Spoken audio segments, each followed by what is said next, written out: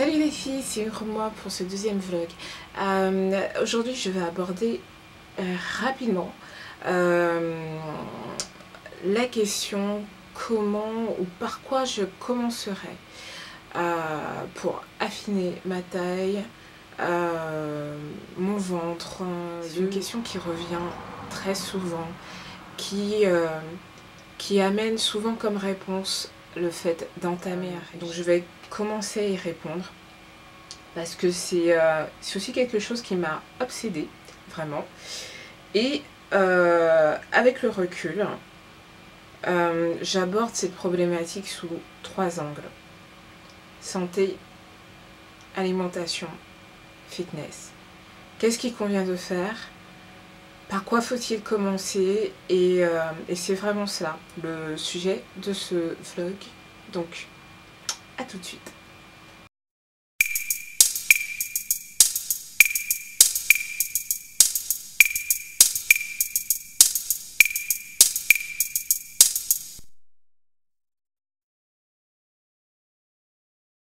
On va commencer par la santé.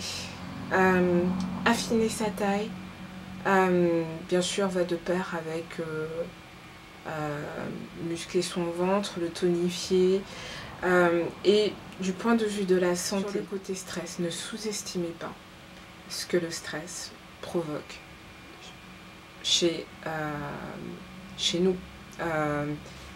Le stress, terrain des émotions, c'est votre ventre, votre dos qui vont prendre un coup. Donc souvent, si je suis stressée, ben mon ventre va être tendu, il va rendre mon dos tendu, et moi, pour ma part, je suis souvent victime de petites douleurs, de lombalgie, voilà. Et on m'a toujours dit, enfin, quel que soit le kiné que j'ai consulté, quel que soit l'ostéopathe que j'ai consulté, ils m'ont tous dit, mais votre ventre est hyper tendu. Ne vous étonnez pas d'avoir mal au dos. Et un ventre tendu, c'est un ventre qui gonfle par moment. Voilà, je ne sais pas si vous l'avez remarqué, mais c'est encore un problème chez moi. Donc j'essaie vraiment de rechercher les moyens de me détendre, de relativiser, et aussi et de régler, de régler le problème par la méditation, la relaxation, les loisirs, le bon temps tout simplement. Et franchement, je veux dire, si vous ne travaillez pas là-dessus, ne laissez pas ça de côté, ne sous-estimez pas ce que le stress, l'anxiété peuvent provoquer chez vous, et notamment au niveau du milieu du corps. Donc une bonne respiration, de la relaxation, de la zénitude à tout va, ça aide beaucoup. Je vais aborder l'alimentation. Et la première chose que je vous dirais, c'est que commencez par vous connaître par cœur. Et du point de vue alimentaire, on s'est toutes senties ballonnées à un moment donné de sa vie, ou tout le temps. La connaissance de soi-même, je la traduirais par: savez-vous exactement ce que vous mangez et ce que ça provoque chez vous, et à quel moment, et patati et patata. Et dans quelques articles, j'avais abordé l'importance du carnet d'entraînement, mais aussi du journal alimentaire. C'est-à-dire, avant d'entamer tout régime, tout changement, qu'est-ce que ce que j'absorbe comme aliment provoque chez moi? Est-ce que ça me fait du bien? Est-ce qu'au contraire, je me sens mal pendant plusieurs heures? Et honnêtement, en faisant cet exercice, et en parlant avec les kinés, les ostéos, il y a des choses sur lesquelles j'ai fini par faire l'impasse. Comme le lait. J'aimais ça. Qu'est-ce que j'aime? J'aime ça encore, voilà. J'aime ça, le lait et les céréales. Je veux dire, les sœurs et moi, c'est ça. Les lait et céréales, on aimait ça. Et à un moment donné, adulte, j'en consommais beaucoup. C'est-à-dire que je pouvais me faire des dîners, petit déjeuner. Voilà, un petit déjeuner au dîner. Voilà, parce que j'avais pas énormément faim et par contre j'avais besoin d'un truc sucré, réconfortant, et je sais pas, le lait chaud, c'était ça. Et par contre, voilà, quand je me suis rendu compte que ça me ballonnait et que tiens, j'avais un peu plus de... Quand j'ai commencé le sport régulièrement, je me blessais régulièrement. Et puis un ostéo m'a dit un jour, euh, qu'est-ce que vous mangez? Voilà, et je lui ai dit ce que je mangeais à l'époque, et c'est vrai que c'était pas très varié, ça tournait autour un peu des produits laitages et surtout du lait. Il m'a dit, essayez de diminuer ou d'arrêter pendant quelques jours et voyez ce que ça fait. C'est ce que j'ai fait, et j'ai bien fait de l'écouter.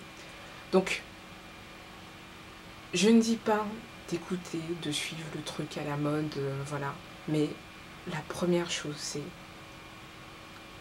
connais-toi par cœur. Tiens un journal alimentaire. Est-ce que le plat de pâtes accompagné de la sauce a fait en sorte, a eu pour conséquence que tu déboutonnes ton pantalon une fois le déjeuner passé? Est-ce que ça a été plutôt un plat de crudité? Moi, je me suis rendu compte que j'étais comme ma mère. Je ne supporte pas les crudités. Je le paye jusqu'à 20 heures. Donc, quand c'est comme ça, c'est pas que je vais arrêter de manger des légumes ou des fruits, mais je vais trouver une autre stratégie. Donc, tester son alimentation, c'est pas une idée crétine, au contraire, c'est la base. C'est voir à l'instant T, en vraiment en mettant tout dans ce journal en fait. Ce journal, vous pouvez vous servir d'une appli smartphone, il n'y a pas de souci. Il faut vivre avec son temps. Alors, tester son alimentation pendant plusieurs jours, plusieurs semaines, en notant précisément tout ce que vous avez mangé, ingurgité, bu, consommé, avec ou sans modération, et surtout vos observations du moment, comment vous vous sentez. À la fin de la journée, revenir sur ce que vous avez mangé et absolument noter ce que ça vous a fait. Si vous êtes senti bien, pas fatigué, c'est que ça a l'air pas mal. Par contre, si c'est le contraire, où vous avez vu votre ventre doubler de volume, c'est qu'il y a des questions à se poser. Donc, je sais bien qu'il est plus confortable parfois de lire une tonne de magazines, une tonne de blogs sur le comment manger, mais il y a trop de personnes qui vous disent comment faire, ce que vous devez penser, comment vous devez penser, comment vous devez manger, et comment... oubliez tout ça, ça passe par se connaître. Et se connaître, c'est déjà savoir ce qui va être bon pour moi, et savoir ce qui va être bon pour moi, c'est identifier ce qui ne l'est pas. Donc, vous faites ça sur 2 semaines. Une semaine, vous pouvez voir qu'il y a une tendance qui se dégage. Ensuite, vous faites un point et vous verrez que forcément, il y a des choses qui sont récurrentes. Il y a des choses qui vont vous ballonner, des aliments qui vont vous ballonner, des associations. Notez tout, les sauces, tout. Des associations qui vont... amener un sentiment de malaise, voilà, vous n'êtes pas à votre aise, votre ventre, voilà, c'est pas terrible, il a gonflé, donc voilà. Donc, faites ce test absolument avant de changer quoi que ce soit votre alimentation, et vous verrez, vous en apprendrez beaucoup. Et quand vous consulterez un diététicien, le simple fait de lui apporter ces informations, honnêtement, facilitera son travail. D'accord? Si vous souhaitez vous faire accompagner, le simple fait d'être passé par ce travail d'analyse propre encouragera un meilleur dialogue avec votre diététicien, votre nutritionniste, et vous-même, de vous-même, honnêtement, vous allez voir ce qui ne va pas. D'accord?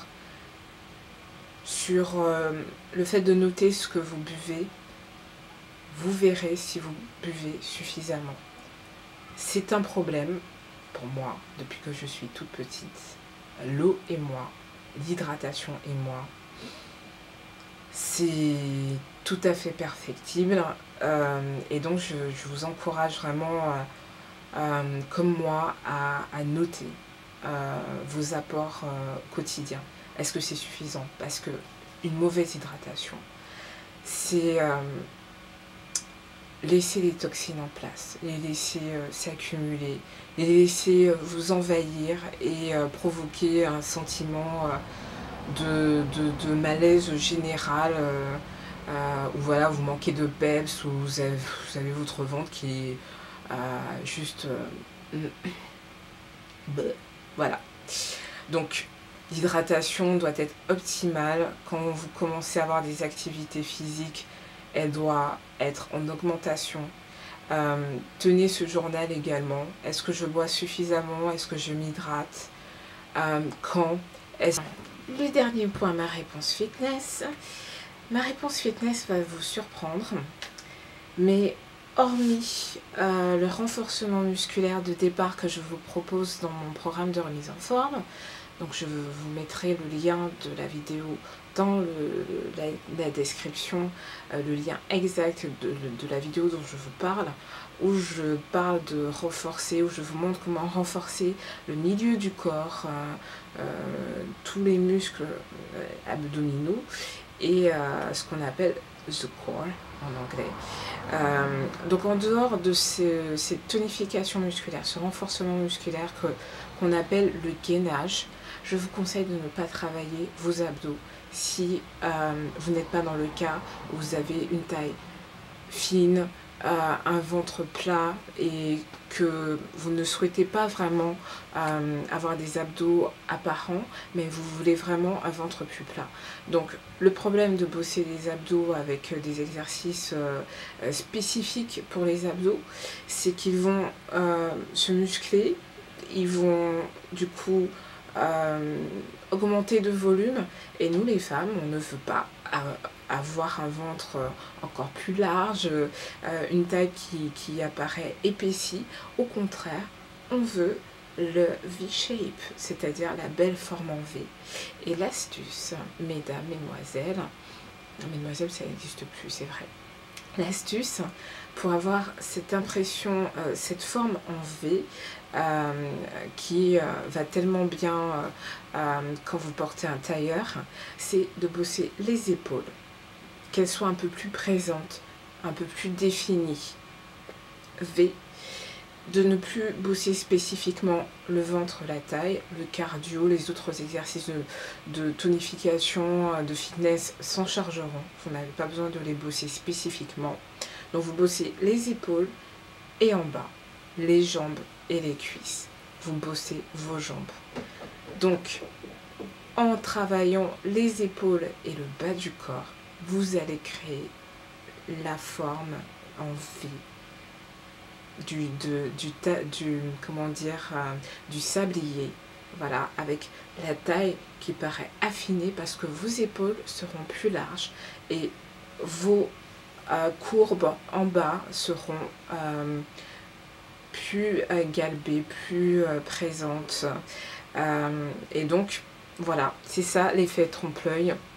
C'est ça ma réponse fitness, en partie. Donc, bosser sur cet effet trompe-l'œil, les épaules et le bas du corps. Le reste, une alimentation bien pensée avec du sport. La masse grasse est censée diminuer au profit de la masse maigre, c'est-à-dire les muscles, et non les muscles versus le gras, la masse adipeuse. Et donc, votre corps ira puiser dans la masse graisseuse, dans la graisse, là où il y en a. Vous ne pouvez pas lui imposer de commencer par telle zone ou par telle zone, c'est-à-dire que c'est général.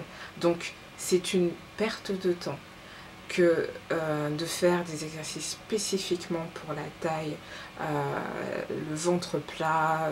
Il faut une approche globale en termes d'exercices musculaires, de cardiovasculaire, d'exercices cardiovasculaires en général, une approche réfléchie de son alimentation, manger pour vivre et non le contraire, vivre pour manger. Et tout cela, vous retirerez le bénéfice de vos séances fitness vous verrez très vite la masse adipeuse fondre au profit de la masse musculaire. Donc à un moment donné, votre ventre sera impacté par cette perte générale de la masse grasse et vous retrouverez un ventre plus plat, une taille affinée. C'était tout pour aujourd'hui. À très bientôt avec un autre vlog, The Vlog Aries. Bye bye.